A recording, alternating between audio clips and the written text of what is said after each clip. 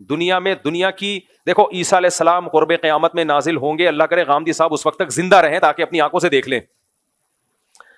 بخاری اور مسلم کی حدیث کا غامدی صاحب نے انکار کر دیا نا, اتنی واضح حدیث ہے کہ لیوشکن ان ینزل فیکم ابن مریم, ضرور بھی ضرور تم پر عیسیٰ ابن مریم نازل ہوں گے. تو جناب غامدی صاحب اگر یہ مطلب حدیث, یہ حدیث تو ہے بخاری مسلم کی اور بھی حدیث کی کتابوں میں ہے یہ, اگر نبی پر کسی نے یہ ان حدیثوں میں جھوٹ باندھا ہے معاذ اللہ, تو اس کا مطلب یہ امت بہت بڑی کذاب تھی, کیونکہ اس حدیث کو ایک راوی نے بیان نہیں کیا, متعدد راوی ہیں, وہ سارے جھوٹے تھے معاذ اللہ. پھر تو امت پہ اعتماد ختم, پھر تو کیا بھروسہ یہ کتاب جو ہمیں قرآن ملی ہے امت نے اس میں تحریف نہ کر دی ہو. آپ کہہ سکتے ہیں قرآن کی حفاظت کا تو اللہ نے وعدہ کیا ہے, اس کا جواب یہ کہ یہ بھی تو اسی قرآن میں لکھا ہوا ہے جو ہمیں اس امت نے دیا ہے. عقلی طور پر امکان ہے خود ہی لکھ کے ہمیں دے دیا ہو, لیکن ہم کہتے ہیں یہ نہیں ہو سکتا, کیونکہ تواتر کے ساتھ جب کوئی چیز چلی آ رہی ہوتی ہے اس میں غلطی کا امکان نہیں ہوتا. تو حضرت عیسیٰ علیہ الصلوۃ والسلام جب نازل ہوں گے نا قرب قیامت میں, اچھا جب نازل ہوں گے تو اس وقت ہی نازل ہوں گے. کائنڈلی ابھی آپ کوئی ایسا کام نہ کریں, لوگ کیا امام مہدی کے انتظار میں آذربائیجان ہو کے آیا ہوں نا, وہاں ایک انقلاب آیا تھا رشیا سوویت یونین کے انقلاب سے پہلے, کوئی لیڈر گزرا ہے جس نے بہت لوگوں کو قتل کیا, اور آذربائیجان میں جو اسلامی حکومت تھی اس کو ختم کر دیا تھا اس نے, یعنی اہل سنت کی حکومت تھی سنیوں کی. تو ختم کیا کس دلیل پہ کہ میں امام مہدی ہوں, حدیثوں میں جس مہدی کا تذکرہ ہے وہ میں ہوں, اور ایسی کی تیسی کر دی پوری اسٹیٹ کی ریاست کی. اس کے بعد سوویت انقلاب آیا تو انہوں نے ان کی بھی ایسی کی تیسی کر دی. تو آج کل ایسی کی تیسی ہی چل رہی ہے مارکیٹ میں, کوئی امام مہدی کے نام پہ کھڑا ہو جاتا ہے, کوئی کہتا ہے امام مہدی چونکہ ابھی خراسان سے نکلنے والے ہیں تو میں ذرا خراسان کی طرف ہو کے جا رہا ہوں, کوئی کہتا ہے دجال کا ابھی ظہور ہونے والا ہے تو میں اس طرف جا رہا ہوں. بھائی جو خوب اچھی طرح سمجھو, بار بار یہ مسئلہ میں بیان کر چکا ہوں. دیکھو ڈاکٹر اسرار رحمۃ اللہ علیہ کی جو پیش گوئیاں ہیں, کل کسی نے مجھے بھیجا کہ ڈاکٹر اسرار نے تو پہلے کہا تھا افغانستان پاکستان پہ حملہ کرے گا, مجھے ویڈیو بنا کے بھیجی, میں نے کہا وہ ہمارے لیے قابل احترام ہے, لیکن ڈاکٹر اسرار نے حامد کرزئی کے بارے میں کہا تھا, آگے پورے کلپ میں حامد کرزئی کا نام بھی ہے, وہ کسی نے کٹ کر کے آدھا چلا دیا. میں نے کہا دیکھو ڈاکٹر اسرار بھی نہ عالم الغیب تھے, انہوں نے کہا شاہ ولی اللہ نے بھی کہا تھا, میں نے کہا نہ شاہ ولی اللہ عالم الغیب تھے. یہ پیش گوئیاں ایک اندازہ ہوتی ہیں, صحیح بھی ہو سکتی ہیں غلط بھی ہو سکتی ہیں, ان پر ایسے ایمان مت لے کے آؤ جیسے ہم قرآن و سنت پہ ایمان لاتے ہیں. میں بھی ایک اندازے سے بات کر سکتا ہوں کہ یہ ہو جائے گا یہ ہو جائے گا, لیکن وہ نہیں ہوتا, بعض دفعہ ہو بھی جاتا ہے, بعض دفعہ نہیں بھی ہوتا. تو بعض باتیں ڈاکٹر اسرار نے کی تھی وہ نہیں ہوئی پوری, وہ انہوں نے کی تھی لیکن نہیں ہوئی پوری, بعض کی ہیں جو ہو گئی پوری. تو انسان کو انسان رہنے دو, اس کو پیغمبر بنا کے بزرگ ایسا بزرگ بنا کے کہ وہ پیش گوئیاں کر رہے ہوتی چلی آ رہی ہیں, یہ مت کرو یہ کام. لوگ کہتے ہیں وہ تو حدیثوں سے پیش گوئیاں کر رہے ہیں, حدیث سے پیش گوئی ممکن ہی نہیں ہے, کیونکہ حدیثوں میں کسی چیز کا ٹائم مینشن نہیں کیا گیا ہے. اور یہ میں اپنی طرف سے نہیں کہہ رہا, یہ پہلے لکھ چکے ہیں علماء اور محدثین, چونکہ تاریخ میں دیکھا ہے علماء محدثین نے کہ حدیثوں سے لوگ تانے بانے ملا کے ایک پریڈکشن کرتے ہیں, ایک پیش گوئی کرتے ہیں, اور پھر اس کے حساب سے ماحول بنانا شروع کر دیتے ہیں, حالانکہ حدیث میں اس کا وہ ٹائم مینشن نہیں ہوتا. اور پھر یا تو اس کے نام پہ کوئی فساد پھیلا دیتے ہیں, یا پھر سادہ لوگ جب دیکھتے ہیں کہ یہ ہونے والا تھا لیکن ہوا نہیں تو ان کا حدیثوں سے ایمان اڑ جاتا ہے. تو اس لیے یہ جو بھی اس طرح کے اسکالرز گزرے ہیں یہ ہیں اسکالرز ہی, ان کی بات کو پتھر پہ لکیر سمجھ لینا. اس کی مثال ایسے جیسے ڈاکٹر اسرار نے پیشگوئی کی تھی کہ گریٹسٹ اسرائیل بنے گا, جو پورا مکہ مدینہ اور یہ سب چیزیں یہ سب اسرائیل میں داخل ہو جائیں گے.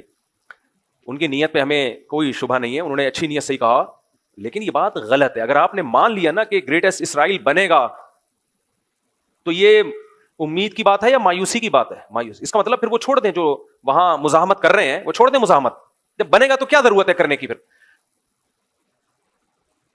تو ڈاکٹر اسرار صاحب کی نیت اپنی جگہ, لیکن انشاءاللہ نہیں بنے گا, کسی کا باپ بھی نہیں بننے دے گا ان کو. یہ سٹائل ہونا چاہیے. کیسے بنے گا بھائی؟ آپ کے مکان پہ کسی نے دھمکی دی کہ میں قبضہ کروں گا, تو پہلا رپلائی آپ کا کیا ہوگا؟ تیرے باپ میں دم میں تو کر کے دکھا. لڑنا تو بعد میں جا کے, کیس ویس تو بعد میں نمٹیں گے بیٹھ کے. اور اگر وہ کہے کہ حدیث میں آتا ہے کہ میں قبضہ کروں گا, اس کا مطلب اس نے تو آپ کے ہاتھ پاؤں کاٹ دیے. تو کتنا ہی نیک اسکالر ہو, اچھا ہو, غلطی ہر انسان سے ہو سکتی ہے. میرا مقصد ان کی ذات کو ہدف بنانا نہیں ہے, میرا مقصد صرف اور صرف یہ بتانا ہے کہ حدیثوں میں کسی چیز کو مینشن نہیں کیا گیا ٹائم کو. اس لیے علماء پہلے یہ سب حدیثوں کو ایکسپلین کر چکے ہیں کہ حدیثوں میں دو طرح کی حدیثیں ملتی ہیں ہمیں. ایک تو وہ حدیثیں یہ کرو یہ مت کرو, جن میں آرڈر ہے کہ یہ کرنا ہے اور یہ نہیں کرنا, ان حدیثوں کو ہم نے فالو کرنا ہے. دوسری وہ حدیثیں جن کا تعلق ہے پیش گوئیوں سے, وہ نبی صلی اللہ علیہ وسلم کی نبوت کی دلیل ہے کہ آپ نے بتایا ایسا ہوگا لیکن ٹائم نہیں بتایا, تو بس اتنا ایمان رکھنا پڑے گا کہ ہوگا, کب ہوگا یہ نہیں بتایا, لہذا ان حدیثوں کا عمل سے تعلق نہیں ہے کہ ان کو سامنے رکھ کر ہم پلاننگ کرنا شروع کر دیں. نا نا نا نا نا نا, یہ غلطی نہیں کرنا. پلاننگ ان حدیثوں کو سامنے رکھ کے نہیں کی جائے گی, پلاننگ گراؤنڈ ریئلٹی کو سامنے رکھ کے کی جائے گی. پلاننگ جو کی جائے گی گراؤنڈ ریئلٹی, آج کی زمینی حقیقت کیا کہہ رہی ہے, اسباب کیا کہہ رہے ہیں کہ کیا کرنے سے کیا رزلٹ نکلتا ہے اسباب کی دنیا میں, اسباب کی دنیا میں کیا کیا جائے تو کیا رزلٹ نکلے گا, تو ان اسباب کو سامنے رکھ کے فیصلہ کرنا ہے. کیوں؟ نبی کی یہ سنت ہے کہ ہمیشہ فیصلہ کس کو سامنے رکھ کے کیا جائے گا, بولو نا, اسباب کو. تو اسلام اسباب اختیار کرنے کا حکم دیتا ہے, اسباب سے دور نہیں کرتا آپ کو. جب تک مسلمانوں نے اسباب اختیار کیے, دنیا پہ حکومتیں کی ہیں, سلطان محمد فاتح نے ترکی میں, استنبول میں, قسطنطینیہ میں جو قلعہ فتح کرنا تھا, اس کے لیے وہ اپنی صف میں بزرگوں کو بھی لے کر گیا جو دعائیں مانگیں گے, لیکن اس کے لیے بزرگوں کو تو لایا ہے دعائیں مانگنے کے لیے, لیکن اس نے پہلے اپنے انجینئرز کو کہا کہ اتنی بڑی توپ بناؤ جو اس سے پہلے دنیا میں کسی کے پاس اتنی بڑی توپ نہ ہو, جس کو لوگ کے بولیں یہ توپ ہے. کہتے ہیں نا کیا توپ چیز ہے, کیونکہ اتنی چوڑی دیوار ہے قسطنطینیہ کے قلعے کی کہ اس دیوار کو چھوٹی موٹی توپوں سے توڑنا ممکن نہیں ہے. وہ کہہ سکتا تھا ہمارے پاس اتنے بڑے بزرگ ہیں, نیک لوگ ہیں, اتنا بڑا لشکر ہے, اور نبی نے خوشخبری بھی دی ہے قسطنطینیہ فتح ہوگا. آپ نے فرمایا سب سے بہترین لشکر وہ ہوگا جو قسطنطینیہ فتح کرے گا. یہ تو بتا دیا آپ نے, لیکن کیا مطلب, بس ہم چلے جائیں فتح کرنے, کیوں نبی نے کہا ہوگا فتح. بھائی نبی نے ڈیٹ نہیں بتائی ہے کہ محمد فاتح کے ہاتھ پہ ہوگا یا اس سے پہلے کسی کے ہاتھ پہ ہوگا, اس کے ہاتھ پہ ہوگا جو اسباب اختیار کرے گا. 700 سال کے بعد جا کے یہ پیش گوئی پوری ہوئی ہے نبی کی. 700 سال پہلے بھی حملے ہوئے, ناکام. کیوں؟ دشمن زیادہ طاقتور تھا, اور جو اٹیک کرنے والے وہ دشمن کے مقابلے میں کمزور, حالانکہ نیک تھے. صحابہ, تابعین, تبع تابعین, انہوں بھی حملے کیے ہیں. حضرت ابو ایوب انصاری کی قبر ہے وہاں قسطنطینیہ میں دیکھ کے آیا ہوں. لیکن کیا بھائی دنیا دار الاسباب ہے, صحابہ نے کوششیں کی اپنے لحاظ سے, جو وسائل اختیار کر سکتے تھے کیے, نہیں ہوا فتح. سلطان محمد فاتح نے کہا کیوں نہیں ہو رہا, اس قلعے کی ایسی کی, اتنی چوڑی دیواریں ہیں نا اس قلعے کی, اس دیوار کی جو استنبول کے گرد انہوں نے کھینچی تھی رومیوں نے, یا تو یہ عیسائیوں نے تھی یا عیسائیوں سے پہلے حکومت تھی فارس کی, ایرانیوں کی, جو مجوسی تھے, آگ پرست تھے.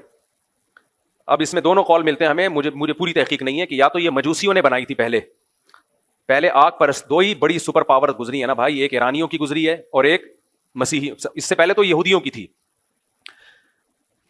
دیکھو پہلے یہودیوں نے دنیا میں حکومت کی, سلیمان اور داؤد علیہ السلام کے دور میں. ہر جگہ کس کی تہذیب نظر آتی تھی؟ یہودیوں کی. سلیمان علیہ السلام کا نا پورا حدود سے آ کے خبریں دی ہیں, ملکہ سبا ہے, وہ ملکہ سبا کو بھی فتح کر لیا اور وہ پھیلتے چلے گئے. تو جو سپر طاقت تھی دنیا میں, جو سلطنت قائم تھی, وہ کس کی تھی؟ یہودیوں کی. اس سے پہلے کی تاریخ میں نہیں جا رہا, اس سے پہلے بھی بہت لوگوں نے دنیا میں حکومتیں کی ہیں, تو ماضی قریب کی بات میں کر رہا ہوں. اس کے بعد اللہ نے کس کے ہاتھ میں روحانی خلافت دی ہے؟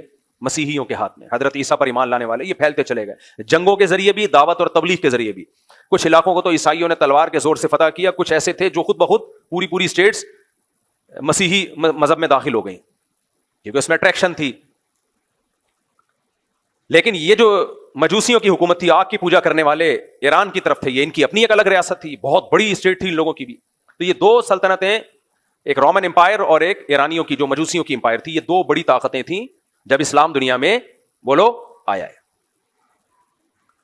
تو عیسائیوں کی لڑائی زیادہ تر انہی سے ہو رہی تھی, یا تو یہودیوں سے ہوتی تھی یا ان سے ہوتی تھی, مجوسیوں سے. تو یہ جو استنبول ہے ترکی, یہ تھا پہلے مجوسیوں کے قبضے میں, آگ پرستش, آگ کی جو پوچھا مشرک لوگوں کے. اب یا تو یہ دیوار انہوں نے بنائی تھی جس پر مسیحیوں نے اسی طرح سے حملہ کیا, بہت مشکل سے اس پہ قبضہ کیا, یا یہ کہ یہ بنائی کس نے تھی؟ مسیحیوں نے بنائی تھی. یہ دیکھنا پڑے گا کتابوں میں, اس وقت میرے ذہن میں نہیں ہے. لیکن بہرحال مسلمانوں کے لیے اس کو فتح کرنا آسان کام نہیں تھا, اور نبی نے خوشخبری بھی سنا دی تھی, نعما جیش یغزو القسطنطینیہ او کما قال صلی اللہ علیہ وسلم, کیا ہی بہترین لشکر ہے جو قسطنطینیہ کو فتح کرے گا, اور کیا ہی بہترین ہے وہ شخص جو, وہ امیر جو اس کو فتح کرے گا. 700 سال کوششیں ہوئی ہیں اس کو فتح کرنے کی, نہیں ہو پا رہا تھا. کیوں؟ اس لیول کے اسباب نہیں تھے جو انہوں نے اپنے ڈیفنس کے لیے رکھے ہوئے تھے.